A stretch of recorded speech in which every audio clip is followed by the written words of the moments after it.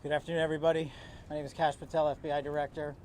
We're here to brief you on the tragic events that happened today at approximately 2:15 local time in Washington, D.C., where two of our brave members of the National Guard and the Department of War were brazenly attacked in a horrendous act of violence.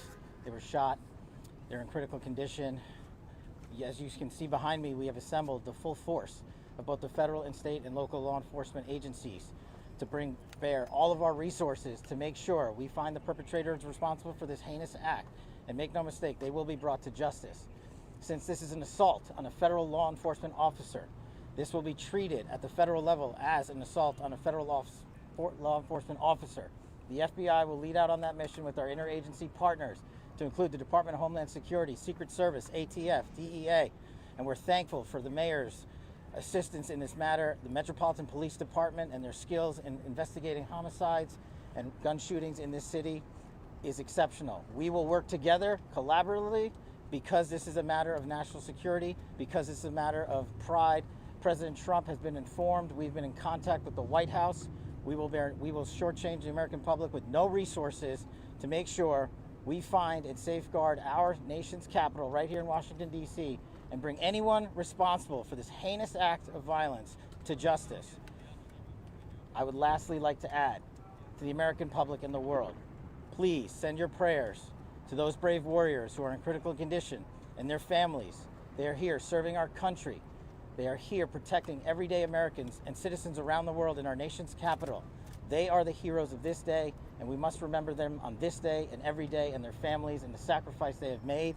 I will now turn it over to Chief Carroll of the Metropolitan Police Department. Thank you. Good afternoon, everyone. My name is Jeff Carroll. I'm the Executive Assistant Chief here at the Metropolitan Police Department. At approximately 2:15 this afternoon, members of the DC National Guard were on high visibility patrols in the area of 17th and I Street Northwest when a suspect came around the corner, raised his arm with a firearm, and discharged it at the National Guard members. The National Guard members, there were other members that were in the area. They were able to, after some back and forth, able to subdue the individual and bring them into custody. Within moments, members of law enforcement in the area were also able to assist and bring that individual into custody. At this time, as the director mentioned, the National Guard members are being treated at a local hospital. DC Fire and EMS responded to the scene to provide first aid for those individuals and transport them to a local hospital. The suspect in this case was also transported for treatment at a local hospital. Madam Mayor? Thank you.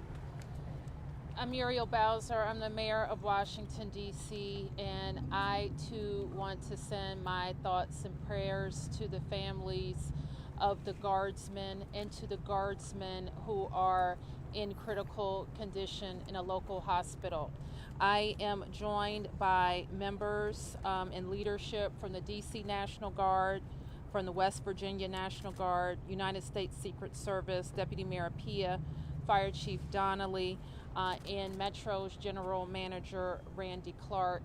And we join with the FBI Director in ensuring that MPD investigates, the U.S. Attorney prosecutes this case to the fullest extent of the law. I've had the opportunity to brief U.S. Attorney General Pam Bondi, who was speaking to the President when I called, as well as the United States Attorney Pirro, who assured me that this case will have her office's complete attention. Mayor, was there any other suspect? Chief.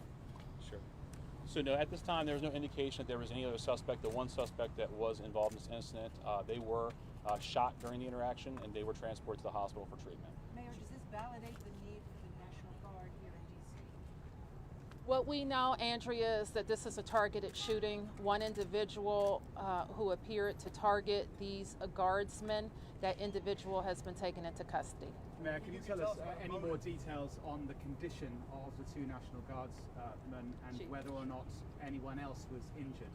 And a quick question follow-up for the FBI Director. You said that we'll make sure we find the perpetrators for this act. So just to clarify, the person believed to be responsible is in custody and there are no other suspects?